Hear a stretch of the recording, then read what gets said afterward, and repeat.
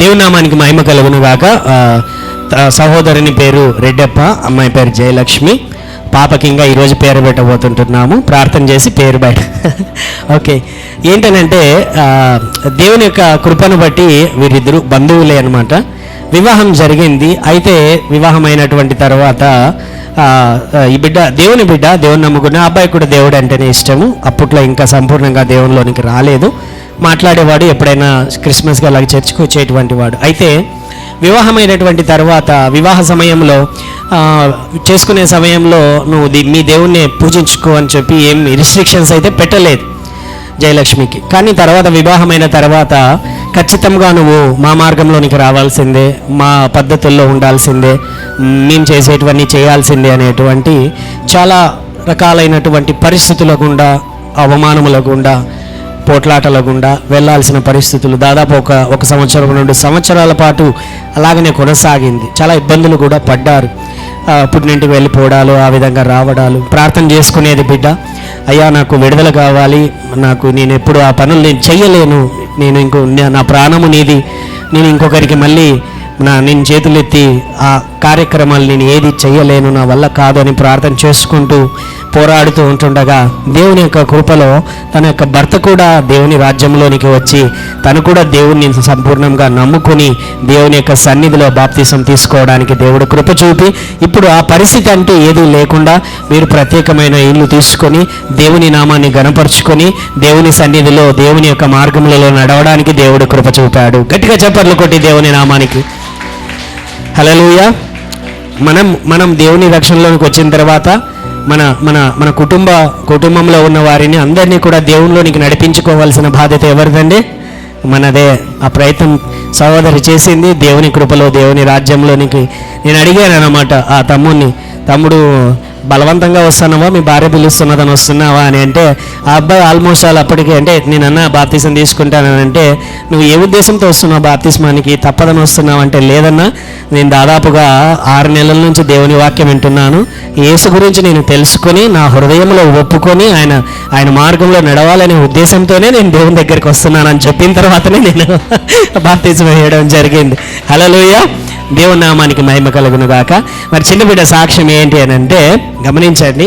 వీళ్ళు గర్భముతో ఉన్నప్పుడు నా దగ్గరికి వచ్చారు. ఇక్కడ అనంతపూర్లో ఉన్న సమయంలో ఏమైనదంటే చెకింగ్కి వెళ్ళినప్పుడు స్కానింగ్ రిపోర్ట్ తీసినప్పుడు ఆ అమ్మాయికి తెలిసినది ఏంటనంటే 2 కిడ్నీలలో ఒక కిడ్నీ చిన్నగా ఉంది, ఒక కిడ్నీ నార్మల్ సైజులో ఉన్నది. అంటే స్కానింగ్ చేస్తారు కదండి, కడుపులో ఉంటున్న సమయంలో 2-3 సార్లు టిఫా స్కానింగ్ అన్ని. ఆ సమయంలో ఏంటి అని అంటే ఒక కిడ్నీ పెద్దగా ఉంది, ఒక కిడ్నీ చిన్నగా ఉంది. మీరు బెంగళూరు వెళ్ళండి, అనంతపూర్లో దీనికి ట్రీట్మెంట్ లేదు. బెంగళూరుకి వెళ్ళండి, బెంగళూరులోనే దీనికి సంబంధించిన ట్రీట్మెంట్ అనేది ఉంటుంది. సో ఇది పెరగకపోవచ్చు అనేటువంటి పరిస్థితుల గుండా, అనుమానాల గుండా ఏమవుతుందో తెలియదు. వీళ్ళ ఆ మాటలు ఎప్పుడైతే విన్నారో చాలా భయపడిపోయారు, బాధపడ్డారు. ఇదేంటి ఇలాగ జరుగుతూ ఉంటున్నది, దేవుళ్ళు ఇప్పుడిప్పుడే మేము ఏదో కుదుట పడుతుంటున్నాం అనుకుంటుంటేనే మళ్ళీ బిడ్డ విషయంలో ఈ విధంగా జరుగుతున్నది అనేటువంటి సమస్య వీళ్ళకు ప్రారంభమయ్యింది. తర్వాత ఇద్దరూ వచ్చారు, ప్రార్థన చేయించుకున్నారు, బెంగళూరుకి వెళ్ళారు. బెంగళూరుకి వెళ్ళిన తర్వాత డాక్టర్లు చెక్ చేసిన తర్వాత ఇది పెరగచ్చు లేదా అలాగనే ఉండిపోవచ్చు, గ్యారంటీ లేదు, షూరిటీ లేదు. అయితే ట్యాబ్లెట్లు ఇస్తాము, ఈ ట్యాబ్లెట్లు వాడుతూ ఉండండి అనేటువంటి మాటలు కూడా పంచుకోవడం జరిగింది. ఇక ఏం చేయగలం చెప్పండి? వాళ్ళు అలాగ చెప్పేసిన తర్వాత హల్లెలూయా. డాక్టర్లు కూడా కొన్నిసార్లు అసాధ్యమని చెబుతూ ఉంటారు. అయితే మన దేవునికి ఏదైనా అసాధ్యం ఉన్నదా? ఏ అసాధ్యము లేదు. హల్లెలూయా. దేవుని యొక్క మహాకృపలో పాప పుట్టినటువంటి తర్వాత ఆ స్కానింగ్ అంతా చేసినటువంటి తర్వాత ఆ కిడ్నీలు 2 కూడా నార్మల్ సైజులోనే ఉన్నాయి. ఏ విధమైన సమస్య లేకుండా దేవుడు ఆ కార్యమును జరిగించాడు. ఆమేన్. ప్రతిసారి వచ్చినప్పుడల్లా కూడా గర్భ విషయంలో ప్రార్థన చేసేవాళ్ళము. ఎవరికి తెలియదండి విషయం, ఈ విధమైన సమస్యతో వీరు వెళ్తున్నారని ప్రార్థన చేసేవాళ్ళం. దేవుని కృపను బట్టి దేవుడు ఆ యొక్క కిడ్నీస్ అంతటి కూడా నార్మల్ సైజులోనే దేవుడు మళ్ళీ కలగజేశాడు. ఆ తర్వాత సహోదరుడు ఒక 3 నెలల కిందట 4 నెలల కిందట అనుకోకుండా వ్యాపారం నిమిత్తం వెళ్తూ ఉన్న సమయంలో లైట్లు వేసుకునే వెళ్తున్నాడు, బట్ రాంగ్ రూట్లో వెళ్తున్నాడు. అటువైపు వస్తున్నటువంటి వ్యక్తి తాగొస్తున్నాడు. లైట్స్ అంతా ఆన్ చేశాడు, కానీ అదేదో తిరుగుతున్న క్రమంలో ఏదో అనుకున్నాడు. కళ్ళు తెరిచి చూసేసరికి హాస్పిటల్లో ఉన్నాడు. ఏంటనంటే పెద్ద యాక్సిడెంట్ అయ్యింది, చెయ్యి ఇరిగిపోయింది, చాలా ఇబ్బంది పడ్డారు. ఇక్కడ ఫ్రాక్చర్ అయిపోయింది. హాస్పిటల్కి వెళ్ళడము, పలకరించడము, దేవుని కృపలో మనం చేయగలిగిన సహాయం చేయడం అంతా చేసేసి వచ్చేసాము. వాళ్ళు చెప్పారు 3-4 నెలల పాటు ఎన్ని నెలలమా 6 మంత్స్ వరకు ఏ పని కూడా చేయకూడదు, ఎక్కడికి వెళ్ళకూడదు, రెస్ట్ తీసుకోవాల్సిందే అని అన్నారు. ఇప్పటికి ఎన్ని నెలలు అయింది?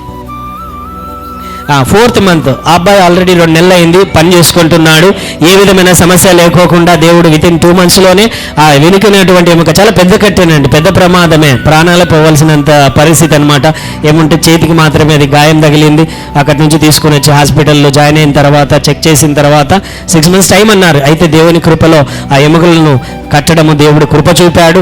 సంపూర్ణమైన ఆరోగ్యము, తన పని తాను చేసుకుంటూ మళ్ళీ కియా కంపెనీలో జాబ్ చేసుకుంటూ అతను ముందుకు సాగుతున్నాడు. దేవుని నామానికి మహిమ కలుగును గాక. అలాగే కొన్నిసార్లు కొన్ని అనారోగ్య పరిస్థితులు గుండా, అంటే గర్భం ప్రసవ సమయంలో చాలా జ్వరము, చాలా భయంకరమైన పరిస్థితి, బ్లడ్ లెవెల్స్ విషయంలోనూ చాలా స్ట్రగుల్ అయ్యింది. లేకపోతే కడుపులో నొప్పితోనూ చాలా ఇబ్బంది పడింది జయలక్ష్మి. అయితే దేవుని యొక్క కృపలో ఆ సమయంలో దేవుడి కృప చూపి, కనికరము చూపి చక్కటిగా ప్రసవం జరిగించి దేవుడు అనేకమైన గొప్ప కార్యాలు వారి జీవితంలో జరిగించాడు. దేవుని నామానికే మహిమ కలుగును గాక. హల్లెలూయా. వందనాలు. ఇన్నాళ్ళు దేవుని యొక్క కృపను బట్టి ఇప్పుడు నేను ప్రాణాలతో దేవుని సన్నిధిలో నిలబడినానంటే అది దేవుని కృప మాత్రమే. నేను ఎప్పుడో చిన్నప్పుడే చనిపోవాల్సింది దాన్ని, కొన్ని స్థితుల కారణంగా ఎప్పుడో పోవాల్సింది దాన్ని. కేవలము దేవుని యొక్క ప్రార్థన వల్లనే నా ప్రాణం ఇప్పటి వరకు నిలబడింది. అలాంటిది డెలివరీ టైంలో కూడా 2వ ఇట్లా సమయం నాకు అట్లా జరిగింది ప్రాణ స్థితిలో. అప్పుడు నేను ఉంటానో లేదో గ్యారంటీ లేదని చెప్పినారు. కానీ ప్రార్థన చేసుకున్నాను, ప్రభువా నీవే దిక్కు, నడిపించేవాడు నీవే. నా కుటుంబం అయితే ఇంకా స్థిరంగా నీ సన్నిధిలో లేదు, కానీ నడిపించాలని ఒక చిన్న ఆశ అయితే నాలో ఉంది.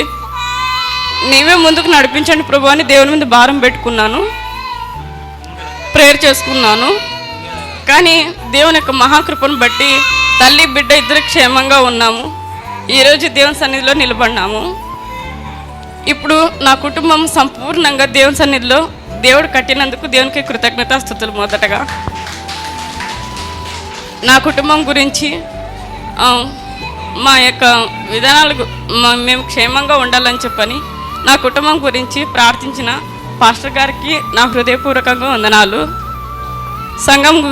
సంఘంకు అందరికీ కూడాను నా హృదయపూర్వకంగా వందనాలు.